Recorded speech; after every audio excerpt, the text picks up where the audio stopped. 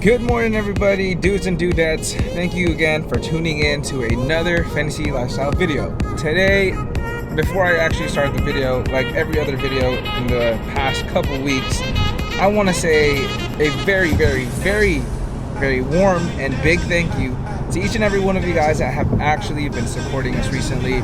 The love has been surprisingly very well, and we are very appreciative of that. But this video, you probably clicked because of the video's thumbnail or the video's title. If you're new here, please do feel free to hit that subscribe button and join the family. If you're returning, welcome back. Dudes and dudettes, this video I'm going to be talking about the different ways you could go about once you're getting state refereed. So stay tuned. Today we're going to do a little bit of a different vibe. I'm going to talk about the state referee, and just so that you guys are not bored, we're going to go play on a golf course because today's Saturday, the weekend before my birthday. If you guys are watching this on Monday, which is going to be going up, feel free to just comment down below, happy birthday, woohoo. But other than that, guys, we'll catch you guys at the golf course and we will talk to you guys about the state referee situations. Alright guys, so we just made it out here. We're actually in hole 3 now. We didn't get to warm up because we're kind of late, but this video is going to be basically about how to go about you getting state refereed. Now, for me, if you guys didn't know, I had experienced the state referee back in 2018 with my Mustang. So the knowledge that I'm gonna give you guys are basically based off my experience back in the days. Now, to start things off, while I'm waiting for Irene and Michael to hit their balls, in order for you to indicate whether you are state refed or not is, if not referenced by the cop or the sheriff or the highway patrol or whatever, there will be a sticker on the back of your ticket stating that it is not correctable. You cannot get it signed off by a sheriff or a local highway patrol or any police department of some sort. That means you are going to have to correct it on your own, and you can't drive your vehicle unless you want to get impounded. So to go about it is, you could only drive it home to get it corrected, which is the state referee location. If not, you can't drive your car. So we're gonna catch you guys on the next topic on the next hole.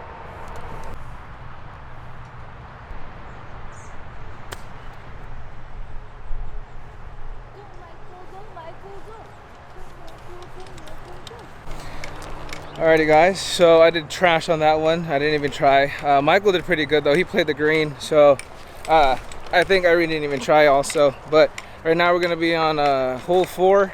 But like I said on the last clip, your car, basically, if you got state ref, obviously the cops are gonna run your plates and everything like that. So you're practically just blacklisted to the whole entire listing of cars that are not supposed to be driven on city roads and whatnot. So process of getting this corrected is basically what you're gonna have to do is go get your car state refed. Now, there's a lot of mistakes that people actually say, and they talk about, oh, if you get state ref, you gotta take your tint off because the state referee's gonna check it. You gotta take decals off because the state referee's gonna check it. No, that is wrong. Based off my experience, what had happened basically was that once I went to the state referee, the only thing he cared about was emissions. If I had a muffler delete, I had a muffler. If I was catless, obviously I had to have the stock intake, stock headers back on, everything back to stock basically. Now, quick little update by the way, this hole 4 is a par 5, so we're hitting about 485 yards. So, with all that being said, I'm probably blasted as hell right now, but I'll catch you guys once we make it to the other side. If we do. Yeah, so on the next hole over here, we're going to talk to you guys about the next bullet point that I had written out for you guys. So far, you had to have everything back to stock. Not necessarily your tint, because that's only for the sheriff to sign off on. But at this point, it's crazy because why? Your car's not correctable based off your ticket. So there are some ways that you could actually go about it. There's a loophole, and I'll tell you guys that on the next clip. Alright guys, so at this point, this is going to be a par 3, 111 yards. Now, back to the topic of getting state refereed. At this point, after you're basically ready to go to the state referee, you got everything back to stock and everything like that. Anything that's non-carb legal, that doesn't have a sticker, that doesn't have any etching or anything like that, that is going to be the #1 thing that the state referee is going to look for. So if you got everything back to stock, at this time you're gonna have to go call a state referee locally, wherever you're from, and then that's when you're gonna have to book an appointment, okay? At the state referee, you're either going to have to pay a fee or not pay a fee. I personally, based on my experience, didn't have to pay a fee because I didn't pass. I don't know if he was just being a good person or that's just how it is. But other than that, so appointment to the state referee to get your car checked, whether you pass or not.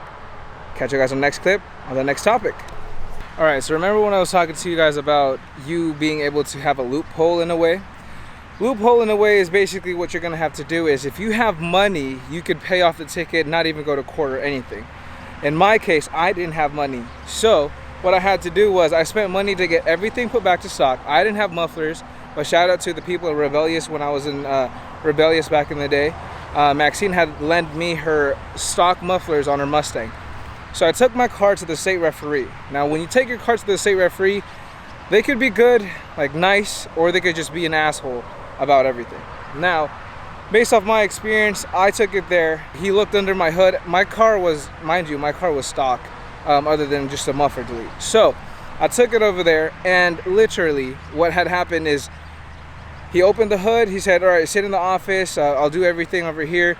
So they do the decimal reading and everything like that. When they do the decibel reading, what happens is where they actually do not put the decimal reader too far away from your exhaust tip. So if your car is manual, which mine was, it goes beyond 4,000 RPM.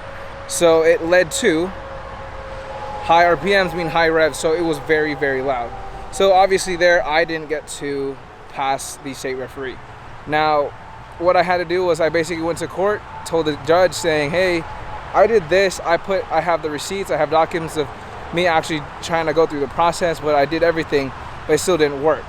So on the next clip or next hole, I'm going to talk to you guys about what I actually did or what the judge told me to do. Stay tuned. Nice.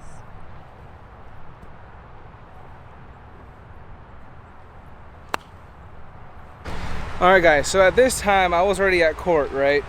I spoke to the judge. Obviously you had to have a court date and everything like that. I spoke to him. I brought my receipts saying that, hey, Your Honor, this is my documents stating that I did everything that I could, and I don't have $2,000 something to pay for the ticket. So the judge was very kind. He looked over my ticket. He told one of the guys to get the ticket from my hand. So the judge took my ticket and said, why does it say that it's non-correctable? And I told the judge, I honestly don't know why. You know, all I had was a muffler delete on the car and everything like that. So he signed off on the sticker saying that this is correctable. The judge did that. And basically just told me, you just had a bad cop there, son. And what you had to do now is just go outside of this courtroom, find a police officer, because I was at the courthouse. Obviously, there's a lot of police officers over there.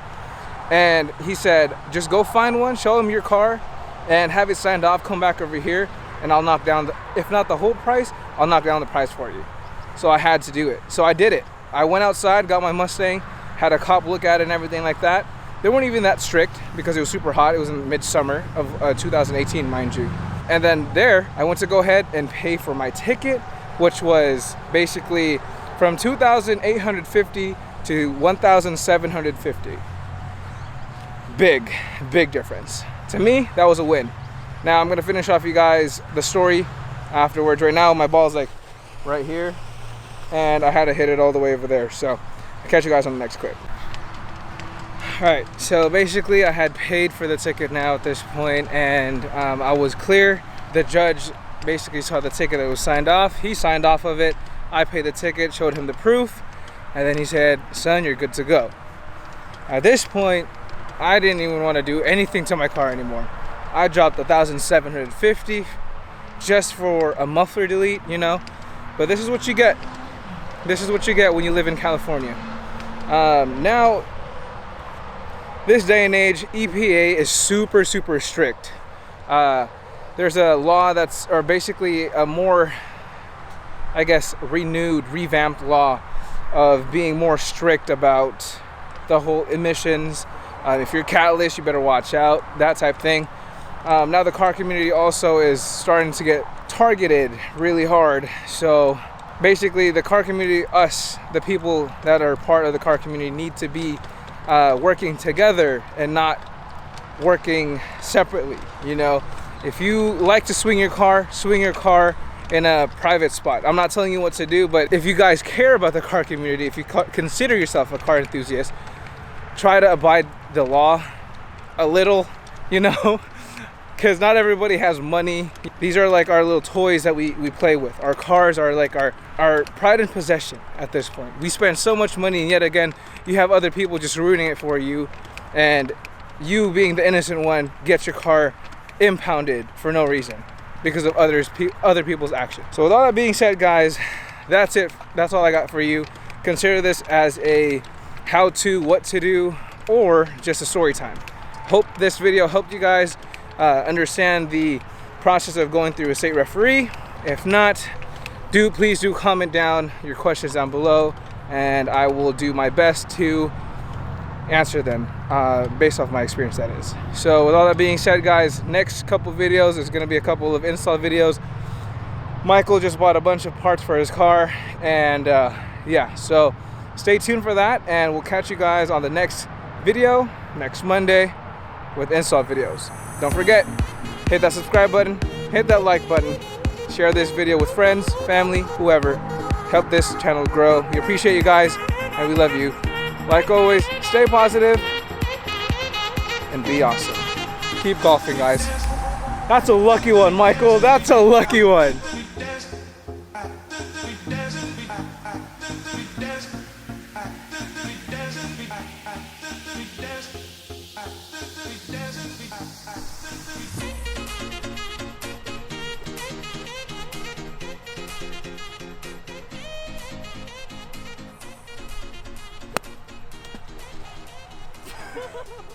That shit does not skip. You guys are liars.